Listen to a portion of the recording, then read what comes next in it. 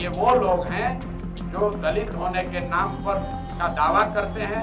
कितने वो दलित हैं ये आपको मालूम है। नीतीश कुमार मानसिक तौर पर स्वस्थ नहीं है, इससे बड़ा तो कोई मानहानि नहीं होगा।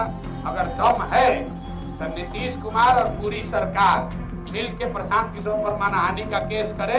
3 पीढ़ी राजनीति में हो तो बताओ, अगर दलित भी होने का भी दावा कर रहे हो तो बताओ कि कितने दलित बच्चों का तुमने जीवन सुधारा। जब कांग्रेस छोड़कर आए थे तब कई महीना मंत्री नहीं बने थे, तो रोज आकर ये लोग दरबार लगाते थे। उनके पिताजी के बारे में हमने बताया कि ये टुटपुंजिया नेता है, कांग्रेस के अध्यक्ष थे बिहार में।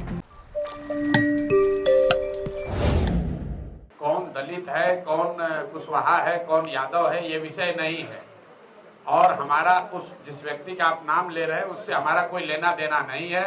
उनके पिताजी के बारे में हमने बताया कि ये टुटपुंजिया नेता है, कांग्रेस के अध्यक्ष थे बिहार में, और उस पार्टी के पीठ में छुरा घोंप के मंत्री बनने के लिए तब कांग्रेस छोड़कर ये आदमी आकर जदयू में शामिल हुए।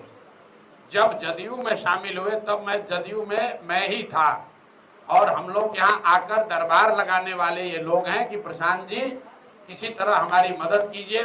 आप याद कर लीजिए जाके रिकॉर्ड, जब कांग्रेस छोड़कर आए थे तब कई महीना मंत्री नहीं बने थे, तो रोज आकर ये लोग दरबार लगाते थे। ऐसे लोगों पर बोलने की हमको जरूरत नहीं है। ये वो लोग हैं जो दलित होने के नाम पर का दावा करते हैं। कितने वो दलित हैं ये आपको मालूम है। आप जाकर ये चेक कर लीजिए कि कितने दलित हैं। ये पूरी जन स्वराज की लड़ाई किसी एक व्यक्ति के खिलाफ नहीं है, उस मानसिकता के खिलाफ है जिसमें 1200 परिवार के लोग ये समझते हैं कि हम रहेंगे, हमारे बाबूजी थे, हम रहेंगे और हमारे बाद हमारा बाल बच्चा रहेगा।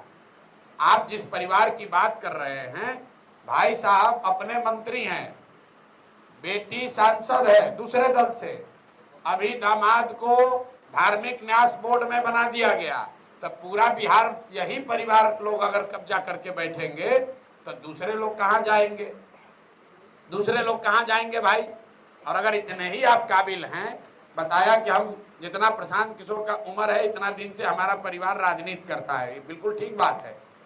जितनी मेरी उम्र है उससे ज्यादा समय से ये लोग राजनीति कर रहे हैं, और इसीलिए बिहार के कुव्यवस्था के लिए सबसे बड़े जिम्मेवार है। इनको बताना चाहिए कि तुम 25-30 साल से 3 पीढ़ी राजनीति में हो तो बताओ, अगर दलित भी होने का भी दावा कर रहे हो तो बताओ कि कितने दलित बच्चों का तुमने जीवन सुधारा, कितने दलित बच्चों के लिए कुछ किया।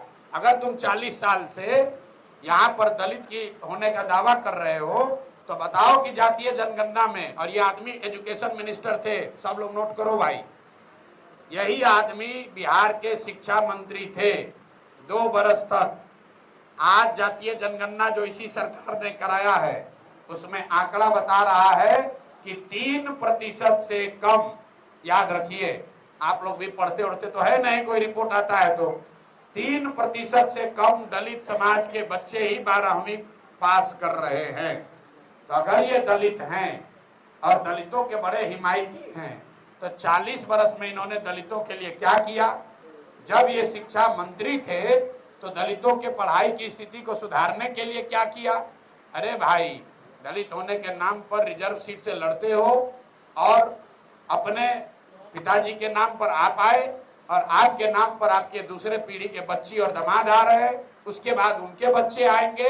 अब बिहार के जो 2 करोड़ दलित हैं वो कहाँ जाएंगे? तो प्रशांत किशोर डरने वाले नहीं है। हमको कहा कि मानहानि का मुकदमा कर देंगे। मुकदमा किए हैं, मुकदमा किए हैं ना, तब कोर्ट का फैसला आने दीजिए, दूध का दूध पानी का पानी हो जाएगा। आप कह रहे हैं अशोक चौधरी, हम कैमरे पर कह रहे हैं अशोक चौधरी का क्या औकात है? कैमरे पर कह रहे हैं नीतीश कुमार का मानसिक हालत ठीक नहीं है, नीतीश कुमार मानसिक तौर पर स्वस्थ नहीं है, इससे बड़ा तो कोई मानहानि नहीं होगा।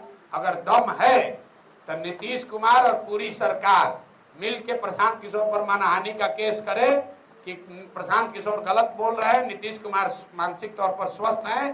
प्रशांत किशोर कह रहे हैं कि नीतीश कुमार मानसिक तौर पर स्वस्थ नहीं है।